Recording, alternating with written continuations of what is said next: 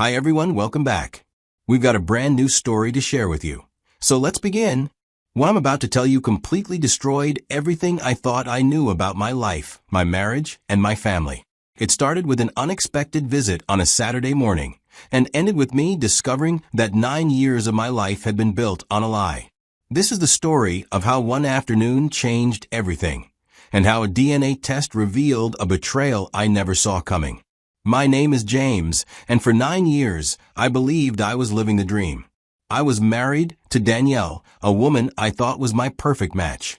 We'd been together for over 9 years, and I genuinely believed we had one of those marriages people envied. Danielle was beautiful, intelligent, and seemed to share my values about family and commitment. When our son was born, I felt like my life was complete. I was determined to be the kind of father and husband I'd always wanted to be. I worked hard to provide for my family, putting in long hours and taking on extra projects to make sure Danielle and our son had everything they needed. But I wasn't one of those guys who thought providing money was enough.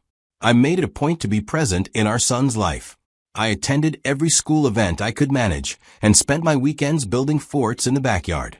Danielle often told me how grateful she was to have a husband who actually showed up, not just financially, but emotionally.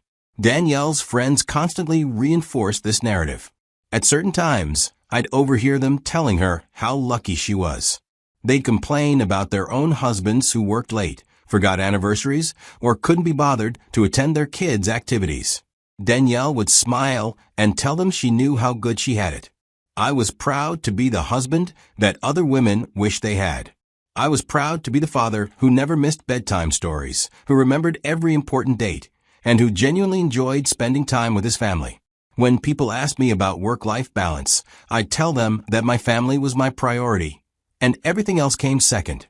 Danielle was particularly close to her friends, women she'd known for years who came to our house regularly.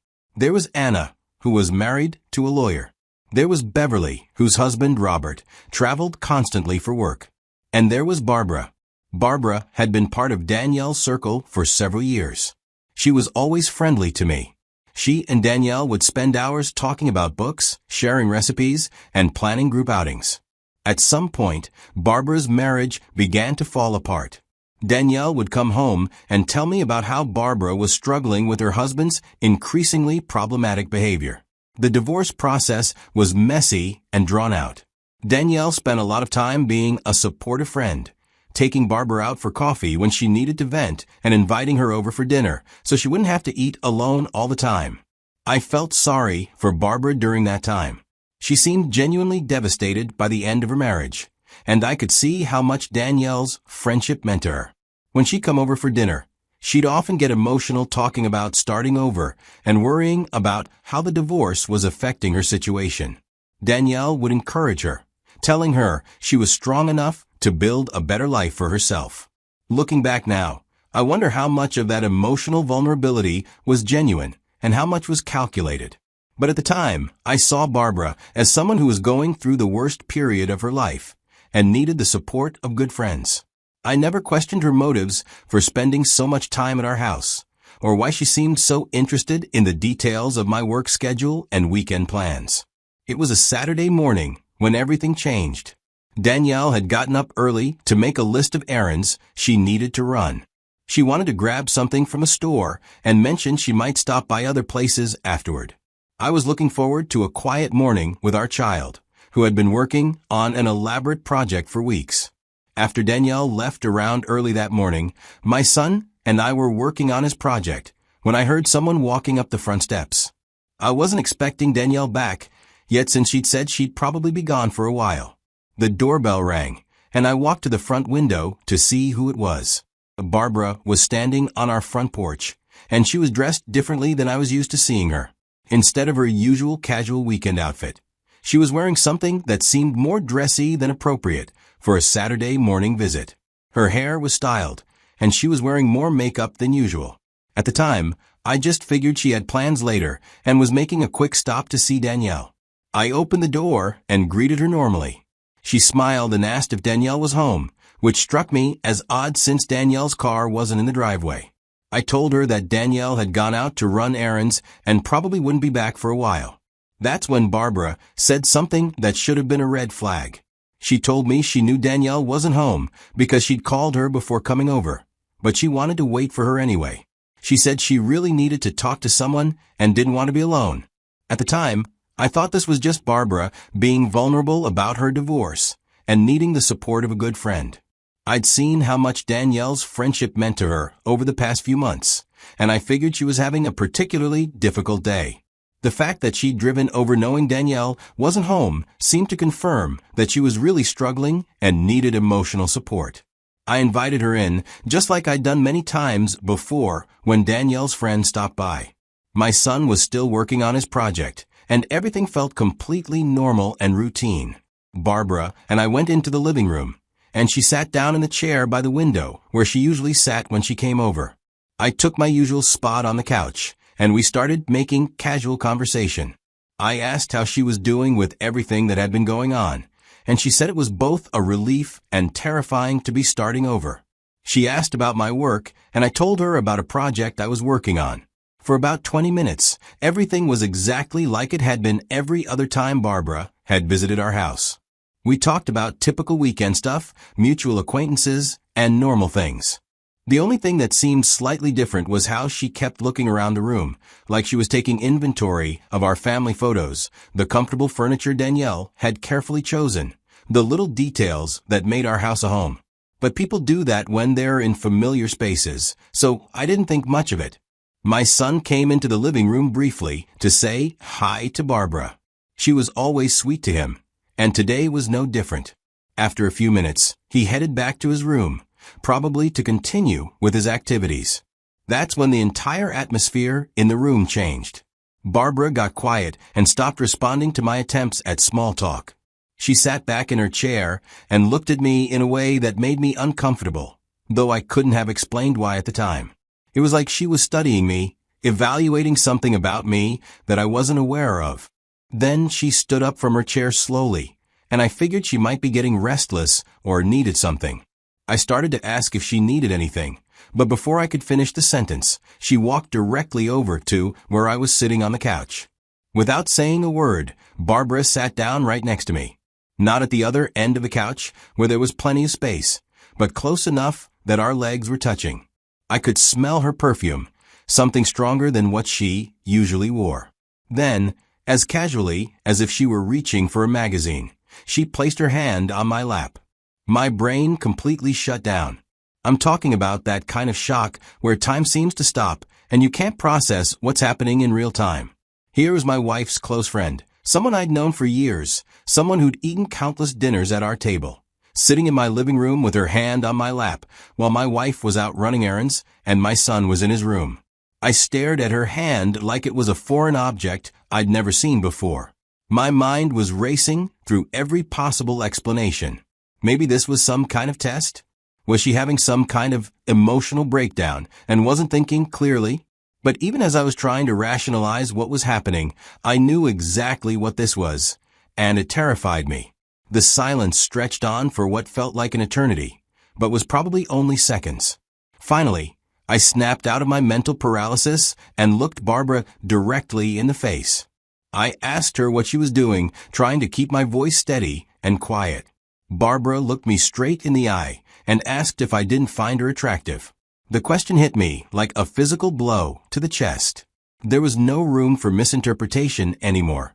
No way to pretend this was anything other than what it obviously was. Barbara was making a move on me in my own living room, with my son in the house and my wife expected home later. Before I could respond, she moved even closer to me on the couch. She started talking in a low voice about how lonely she'd been since her marriage ended. She said she'd been thinking about me, that she'd developed feelings for me that she couldn't ignore anymore. She told me she'd been waiting for the right opportunity when we could be alone together. I was sitting there listening to this woman, who Danielle trusted completely, who had been part of our inner circle for years, telling me she'd been planning this. The betrayal of Danielle's friendship was almost as shocking as the proposition itself. This wasn't some spontaneous moment of loneliness or poor judgment. This was calculated. I stood up abruptly and told her she needed to leave immediately. I kept my voice low but firm. The transformation in Barbara's face was instant and chilling. The vulnerable, desperate woman disappeared completely, replaced by something cold and vicious. She stood up slowly, smoothing down her outfit, and picked up her purse. I thought she was going to leave, quietly, maybe even apologize for putting me in such an uncomfortable position. Instead, as she walked toward the front door, she turned back to face me with a look of pure malice. She told me I was stupidly faithful to a prostitute of a wife and too naive to realize I was raising another man's child. Then she walked out of my house, leaving me standing in my living room with my entire world collapsing around me. I stood in that living room for a long time after Barbara left, trying to process what had just happened and what she'd said. My first instinct was anger. How dare she come into my home and disrespect my wife like that? How dare she make those vicious accusations just because I'd rejected her advances? But even as I was working up righteous indignation, a small voice in the back of my mind was asking uncomfortable questions. Why would Barbara say something so specific and cruel, unless she knew something I didn't? Why would she risk destroying her friendship with Danielle by making such serious accusations? I tried to push those thoughts away and focus on the immediate situation. My son was still in his room, completely unaware of what had just happened. Danielle would be home soon, and I needed to decide whether to tell her about Barbara's visit. Part of me wanted to call Danielle immediately and warn her about what kind of friend Barbara really was. But something held me back. Maybe it was the specificity of Barbara's accusations, or maybe it was the confident way she delivered them, like she was revealing information rather than making wild guesses. The more I thought about it, the more I realized I needed to know for certain whether there was any truth to what she'd said before I confronted Danielle. When Danielle came home later that afternoon, loaded down with bags, I acted as normally as I could manage. She asked how my morning had been, and I told her our son and I had worked on his project. She seemed pleased and relaxed, telling me about her successful errands. That evening, I found myself studying Danielle and my son with new eyes. My son had always looked more like Danielle than me, which I'd never questioned since genetics can be unpredictable. But now I was noticing things I'd never paid attention to before. His features seemed to favor neither of us particularly strongly. I felt sick thinking this way about my own son, but Barbara's words had planted a seed of doubt that I couldn't ignore. Over the next few days, I found myself obsessing over similarities and differences, trying to remember exactly when my son had been conceived and whether the timeline made sense. The more I thought about it, the more I realized I needed to know for sure. I couldn't live with this kind of doubt eating away at me, and I couldn't confront Danielle with accusations based solely on the spiteful words of a woman I'd just rejected. I spent the next few days researching DNA testing options. There were several companies that offered tests you could do at home, with results available in a few weeks. The process seemed straightforward. I finally managed to get the samples I needed and mailed them to the testing company. Then began the longest few weeks of my life. During those weeks, I tried to act completely normal around Danielle and our son. I went to work, helped with homework, and maintained our usual routines. But inside, I was falling apart. Every time I looked at the boy, I wondered if he was really my son. Every time Danielle smiled at me or told me she loved me, I wondered if our entire marriage was built on a lie. Danielle noticed I was quieter than usual and asked if everything was okay.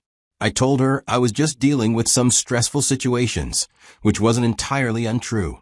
The stress of waiting for those test results was affecting every aspect of my life.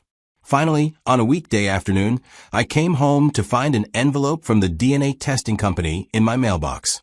I opened it in my car, not wanting to risk Danielle seeing it if she was home. The results were unambiguous.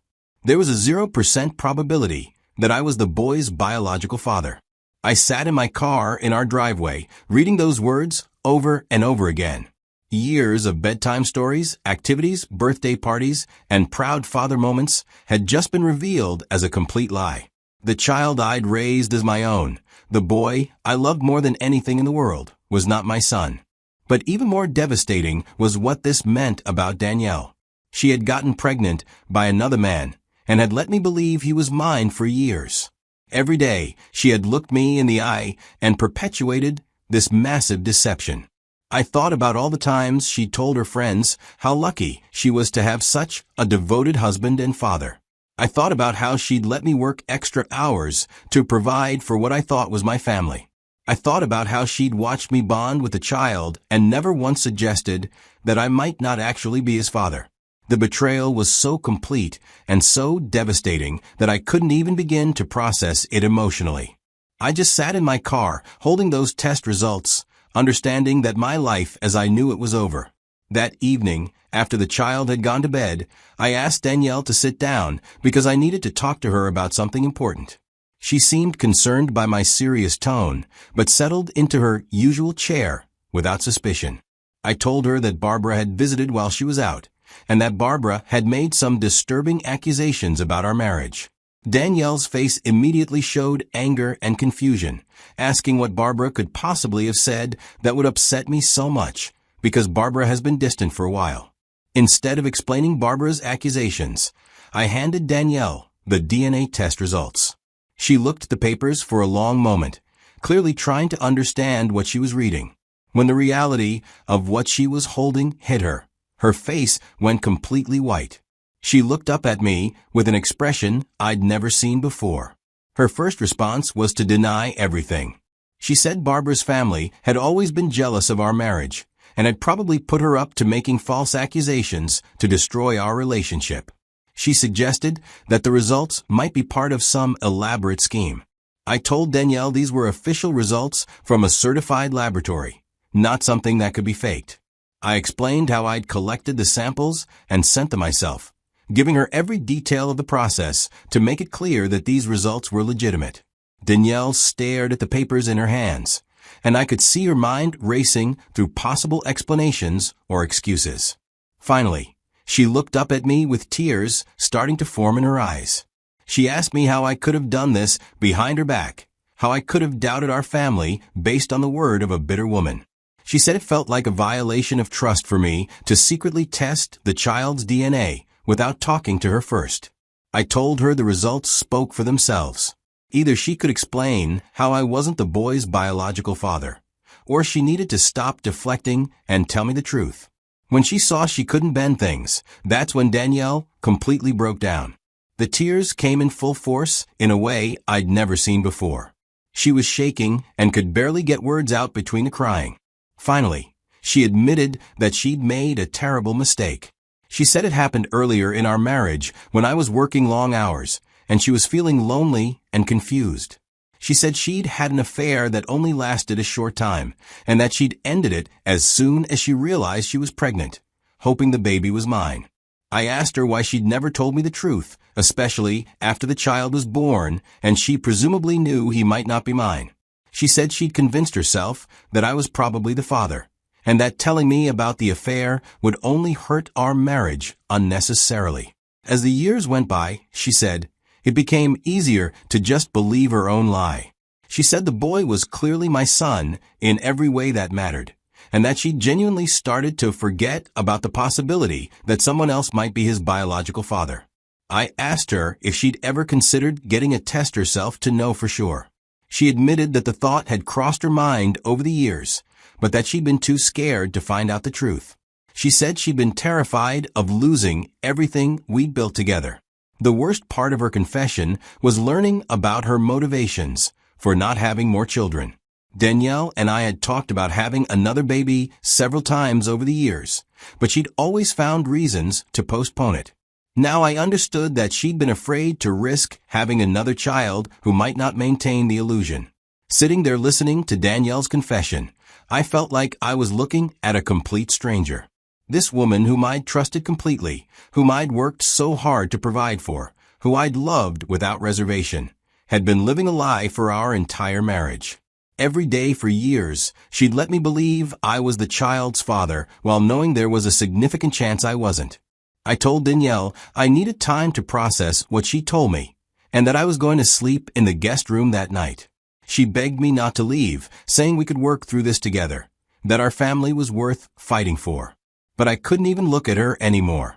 The betrayal was so complete that I felt like everything I'd believed about my life had been revealed as fiction.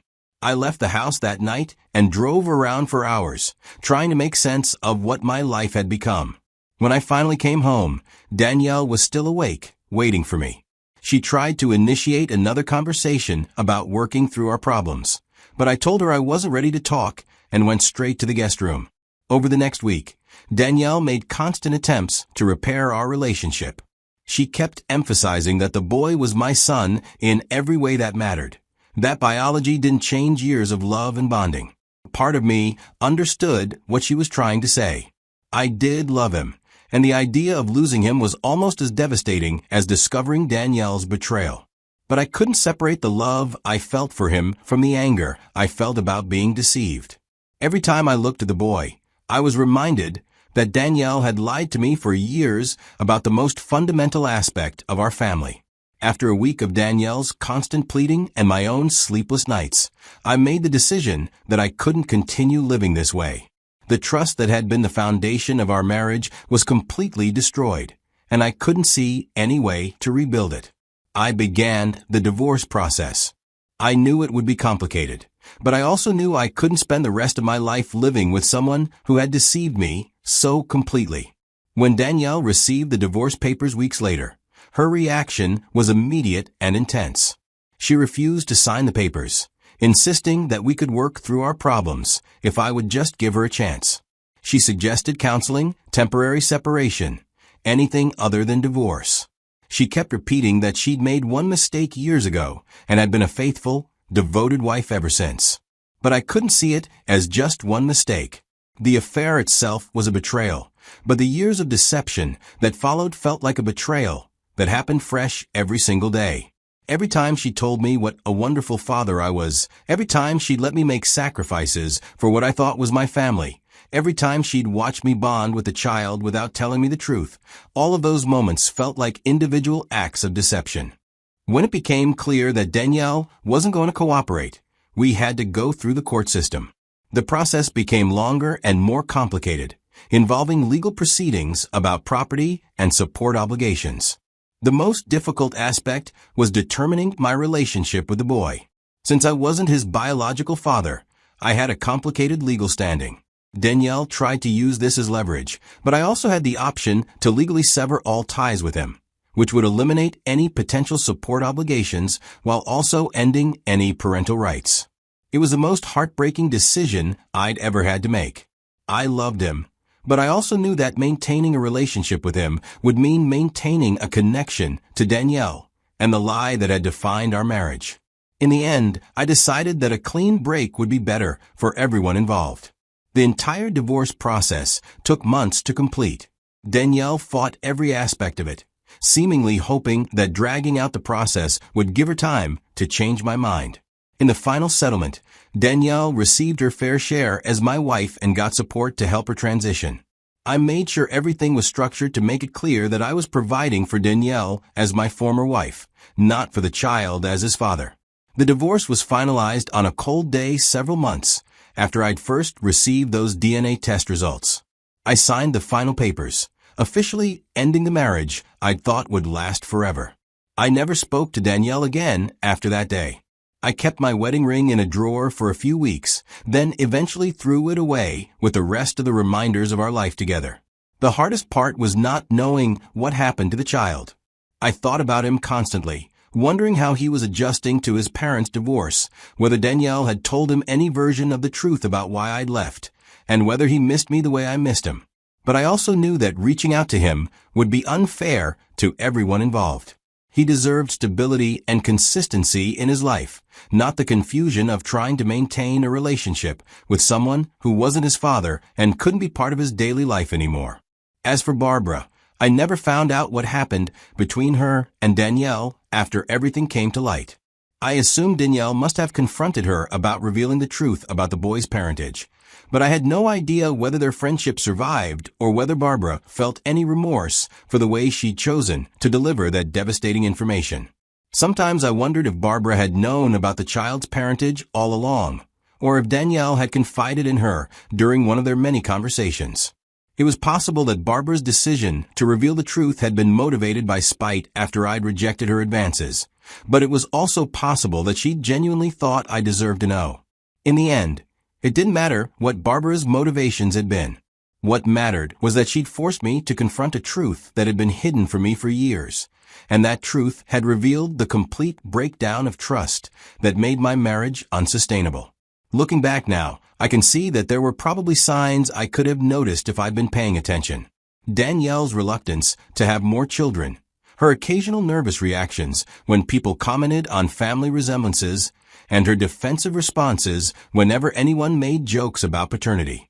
But I'd been so confident in our relationship, so sure of Danielle's honesty and commitment, that it never occurred to me to question the fundamental assumptions about our family. I'd trusted completely, and that trust had been systematically betrayed for years. The experience taught me that trust, once broken so completely, can't be repaired through apologies or promises or good intentions. The daily reality of living with someone who had deceived me about something so fundamental felt impossible to overcome, no matter how much history we shared or how much we'd once loved each other. I don't know if I made the right choices during those difficult months. I don't know if there was a way to work through Danielle's betrayal that would have been better for everyone involved, especially for the child. I don't know if I should have tried harder to separate my anger at Danielle from my love for the boy I'd raised as my son. What I do know is that Barbara's unexpected visit that Saturday afternoon changed everything about my life. In the space of a few minutes, she revealed a truth that Danielle had kept hidden for years, and that truth made it impossible for me to continue living the life I thought I knew. Sometimes the most devastating moments in our lives come from the most unexpected sources, delivered by people whose motives we'll never fully understand. Sometimes the truth we need to hear comes from someone whose intentions were far from pure, but whose words force us to confront realities we've been avoiding. I'll never know what my life would have been like if Barbara had never knocked on my door that Saturday, or if she'd chosen to keep Danielle's secret to herself. But I do know that living with the truth, however painful, was better than continuing to live with a lie, however comfortable that lie had been. The foundation of everything I believed about my marriage and family had been destroyed in a single afternoon. But from the destruction of that foundation, I was finally able to start building something real and honest, even if I had to build it completely alone.